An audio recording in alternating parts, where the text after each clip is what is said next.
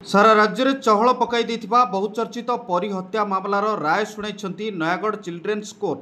दोषी को 20 वर्ष सश्रम दंडादेश शुणाई कोर्ट। सेहीपरि दोषी को 6000 टंकार दंडादेश करछंती। दोषी को कोर्ट रे हाजर करा जायथिबा बेले दंडादेश शुणाई अदालत 31 जन साक्षी 135 दस्तावेज एवं 18 प्रमाण को भित्ति करी दोषी को दंड देइछंती।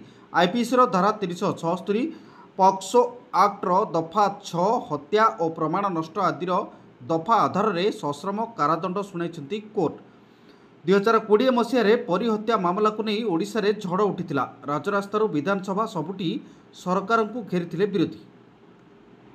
सब प्रकार तदंत करी साइकोलॉजिकल एक्सपर्ट मान को माने एंगेज कराइतला एवं साइंटिफिक एविडेंस पर्याप्त परिमाण में से नहीं तापर सब कथा को आधार कर चार्जसीट दिखाला क्राइम ब्रांच तरफ एवं ये जो विचार है विचार समय आम प्राय 31 जन साक्षी की ये एग्जामिन करूँ कोर्टे और 135टा दस्तावेज बा एग्जिबिट आम देलु 18टा मटेरियल ऑब्जेक्ट विभिन्न प्रकार पदार्थ जोड़ा यूज होता से अफेन्स ताकू भी आम दाखल करूँ।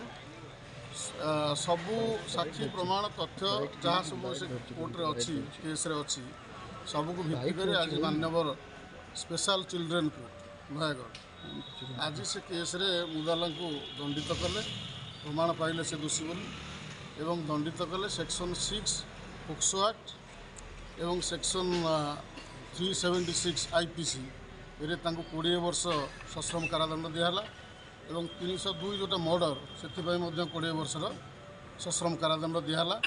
आउ जो किडनैपिंग 363 आउ प्रमाण नष्ट जो 201 से कि प्रत्येक अफेन्स 3 वर्षर सश्रम कारादंड है।